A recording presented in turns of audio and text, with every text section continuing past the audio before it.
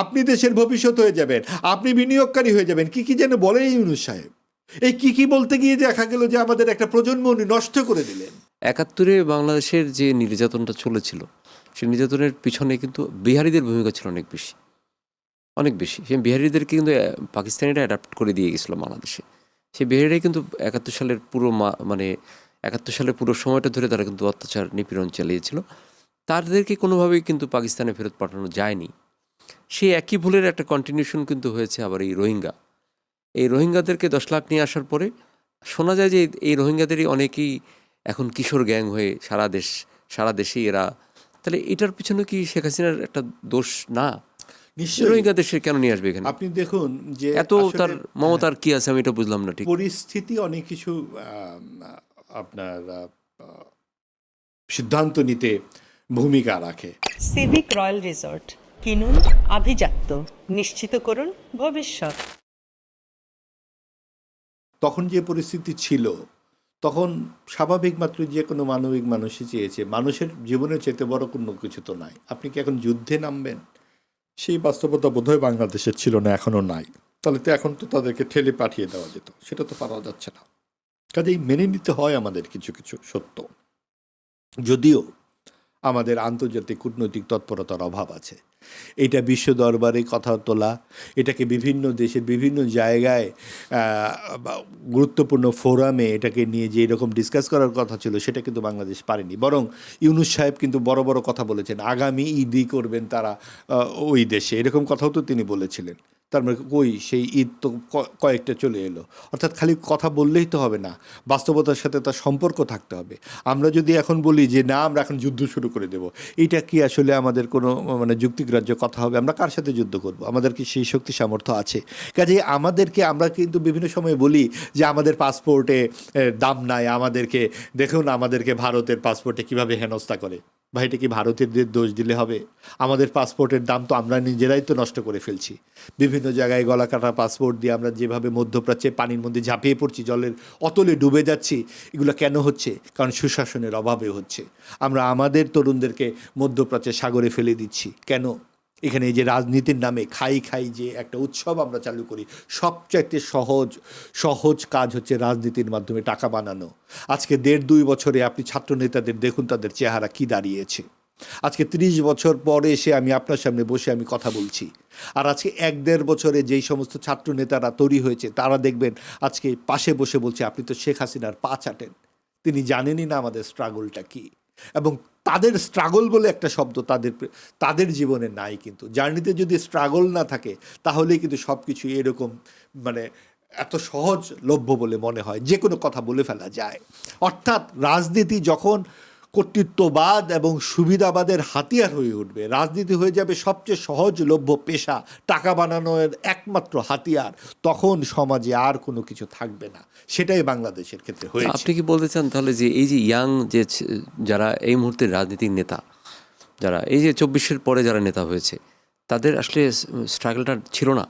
তাদের স্ট্রাগলটা আসলে সেই অর্থে ছিল না বলে আমি মনে করি। কারণ এই 36 দিনের যে আন্দোলন, এই আন্দোলনের একটা পর্যায়ে পুরো দল মত নির্বিশেষে সবাই তার সঙ্গে যুক্ত হয়েছে। স্ট্রাগল এক জিনিস, আর একটা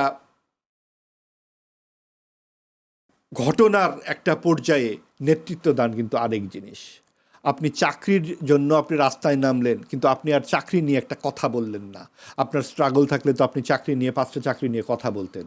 আপনি তো 2 বছর ক্ষমতায় ছিলেন, কটা চাকরির জন্য আপনি রাজনীতি তো আসলে এক ধরনের ব্যবসায়ী। সেইটাই তো বলছি, এক ধরনের না, রাজনীতি আসলে ব্যবসা। এবং এই ব্যবসা হচ্ছে, ব্যবসা খারাপ না, ব্যবসা হচ্ছে একেবারে সবচেয়ে সহজ ব্যবসা, যেটাতে সহজে টাকা বানানো যায়। 200 গাড়ি নিয়ে আপনার চলে যাওয়া যায় পঞ্চগড়, এবং বলা যায় যে আমার দাদা ছিল জমিদার।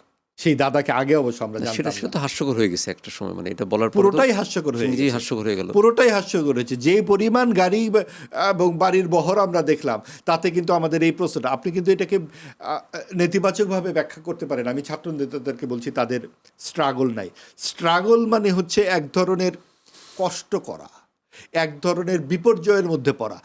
এই যে ছাত্র রাজনীতির যে অভিজ্ঞতা, আপনার জুলাই গণ অভ্যুত্থানে এটা পুরো জাতিই অংশগ্রহণ করেছে, সেখানে তারা অবশ্যই একটা পার্ট ছিল, কিন্তু তার বিনিময়ে তারা রাষ্ট্রের ক্ষমতার অংশীভাগ হয়ে যাচ্ছে, রাজনৈতিক দল করে ফেলছে এবং সেখানে 200 গাড়ি নিয়ে নেমে যাচ্ছে, তখন আমি তাদের স্ট্রাগল খুঁজে পাই না। তাহলে তো মুক্তিযোদ্ধারাও তো দেশের ক্ষমতায় বসে যেতে পারতো, ভাষা আন্দোলন যারা করেছিল তারাও তো বসে যেতে পারতো, 69-এ বসে যেতে পারতো, আপনি 90-তে বসে যেতে পারতো। গণ অভ্যুত্থান কি এইবারই প্রথম হয়েছে? আর কোনবার ছাত্ররা দেশের ক্ষমতার ভাগ চেয়েছে? কাজে এই জায়গাটাতেই ভুল হয়ে গেছে। এবং অন্তর্বর্তীকালীন সরকারের যে প্রধান ছিলেন তিনি কিন্তু একবারও ছাত্রদেরকে বলেননি যে তোমরা বাবারা টেবিলে পড়তে বসো, নিজেদেরকে তৈরি করো, প্রশ্ন করতে শেখো। প্রশ্ন করবার আগেই যখন আপনি চিৎকার করতে শুরু করেছেন, আজে বাজে কথা বলছেন, তখন তো আসলে আপনি রাজনৈতিক নেতা হিসেবে তৈরি করতে পারছেন না নিজেকে। তা আপনি শিক্ষামন্ত্রী হয়ে যাবেন, আপনি দেশের ভবিষ্যৎ হয়ে যাবেন, আপনি বিনিয়োগকারী হয়ে যাবেন, কি যেন বলে ইউনূস সাহেব। এই কি বলতে গিয়ে দেখা গেল যে আমাদের একটা প্রজন্ম উনি নষ্ট করে দিলেন, যাদের সাথে লেখাপড়ার সম্পর্ক নাই, যাদের সাথে কোনো রকম স্বপ্ন দেখবার সম্পর্ক নাই, পরম্পরার সম্পর্ক নাই। আমাদেরই তো ছোট অনুজ তারা, আমাদেরই তো ছোট ভাই তারা, আমাকে কেন এইভাবে কথা বলতে হচ্ছে? এদের পক্ষে কি আমরা লিখি নাই? এদের পক্ষে কি আমরা বলি নাই? এদের কণ্ঠে কি আমরা শুনি নাই বঙ্গবন্ধুর বাংলায় বৈষম্যের ঠাঁই নাই? তাহলে আজকে কেন তারা মুজিববাদ বলে এইরকম অশালীন কথা বলছে? মুজিববাদ শব্দটা কি শেখ মুজিবুর রহমান তার কোনো একটি বইতে কোনো রাজনৈতিক বক্তব্য একটিবার ব্যবহার করেছেন?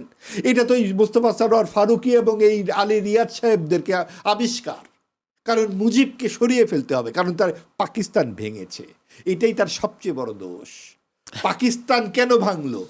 বাংলাদেশ না ভাঙলো দেশ, এটাই হচ্ছে তাদের রাজনৈতিক দর্শন। কিন্তু পাকিস্তানের বর্তমান যে পরিস্থিতি, পাকিস্তান এখন যে অবস্থায় আছে, তারা তো খুব মানে কি বলবো, মানে তাদের যে অর্থনৈতিক অবস্থা, তাদের যে সব কিছু যদি আপনি দেখেন, তাদের টাকার মূল্যমান সব তো আমাদের চেয়ে অনেক পিছনে এখন। এইটাই তো আলী রিয়াজ সাহেব এবং মোস্তফা সরোয়ার ফারুকী সাহেবরা বোঝেন না। শুধু পাকিস্তান কেন, আপনি এই যে দক্ষিণপন্থী যে এই সমস্ত দেশগুলো, মধ্যপ্রাচ্যে দেখুন, Syria, Iraq, Lebanon, Yemen, Saudi Arab, কোন দেশে গণতন্ত্র আছে? এই পেয়ারের পাকিস্তান, তাদের যে প্রিয় সঙ্গীত পাকসার জমিন সাদবাদ, গত 70 বছরে কোনো সরকার 5 বছরের মেয়াদ পূর্ণ করতে পারে নাই।